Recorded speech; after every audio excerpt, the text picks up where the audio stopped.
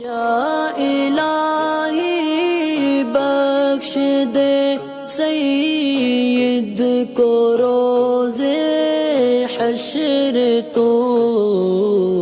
कुछ हिंदू लोग जो है वो मुसलमानों को या पाकिस्तानी या पाकिस्तान से ताबीर करते हैं उनके ताल्लुक़। सबसे पहले मैं आपसे अर्ज़ करूं कि हिंदू मत बोलो, यानी हिंदू तमाम के तमाम ऐसे नहीं होते कि आपको जो इस तरीके की बातें कहते हुए मिलेंगे। अक्सर उनके अंदर तादाद जो है वो अमन पसंदों की होती है, जो यूनिटी पर, एकता पर बिलीव रखते हैं और वो इस तरीके के मामलों में, धार्मिक मामलों में ना तो इंटरफेयर करते हैं, ना उनको इससे कुछ लेना देना होता है। एक ऐसी तादाद है कि जो हाँ शांति चाहती है, रोज़ की खाने कमाने वाली, उनको इस चीज़ों से ज़्यादा वास्ता नहीं है, यानी जियो और जीने दो के कॉन्सेप्ट पर अमल करते हैं।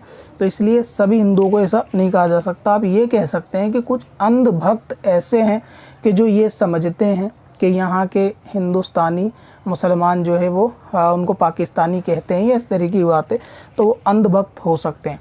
दूसरी बात ये कि अगर आप इस जवाब को लॉजिकली भी देखें ना, तो भी मतलब ये ऐसा बेवकूफ़ाना जवाब है कि किसी भी हिंदुस्तानी को पाकिस्तानी कहना।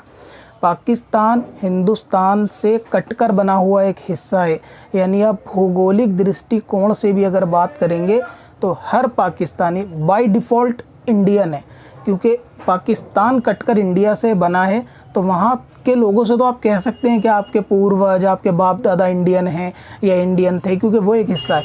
लेकिन किसी भी इंडियन को ये कहा नहीं जा सकता लॉजिकली कि वो पाकिस्तानी, क्योंकि ना तो वो कभी पाकिस्तानी गया और ना ही भारत पाकिस्तान से टुकड़ा हुआ अलग है, बल्कि इंडिया से अलग हुआ टुकड़ा पाकिस्तान है। तो ये तो कॉन्सेप्ट ही गलत है कि इंडिया वालों को पाकिस्तानी कहा जाए। हाँ, पाकिस्तानियों को इंडियन कह दिया जाए तो एक अलग बात है, उसका लॉजिक कहीं ना कहीं फ़िट हो भी सकता है कि हाँ जी सारे पाकिस्तानी वो बाय डिफ़ॉल्ट पहले इंडियन थे, लेकिन कोई भी इंडियन बाय डिफ़ॉल्ट पाकिस्तानी कभी रहा ही नहीं है। तो भौगोलिक दृष्टिकोण से भी ये चीज़ जो है वो जाहिल किस्म की या गवार किस्म की गुफ्तगू है। दूसरी ये कि आप इन अनभक्तों से और उम्मीद क्या रख सकते हो।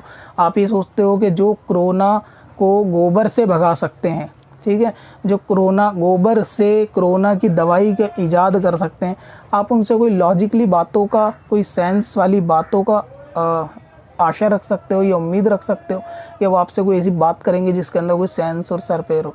तो इसी बात से अंदाज़ा लगा लो कि जो अंधभक्त गोबर से कोरोना भगा सकते हैं वो इंडियन को पाकिस्तानी भी कह सकते हैं, जापानी भी कह सकते हैं और कुछ भी कह सकते हैं, वो जो गोबर से कोरोना भगाने की क्षमता रखते हो। और इसी वजह से, इन अंधभक्तों की वजह से ही आपने ये चीज़ नोट करी होगी कि बीजेपी पार्टी कभी भी रोज़गार के मुद्दे के ऊपर बात नहीं करती। उसका सबसे बड़ा रीज़न यही है क्योंकि बीजेपी को पता है कि अगर रोज़गार पर बात करी जाएगी, कारोबार सबको दिया जाएगा और इन अंधभक्तों की अगर नौकरी लग गई या कारोबार लग गया तो ऐसी सूरत में ये फसाद करने वाले आवाम जनता इनको मिलेगी कहाँ से।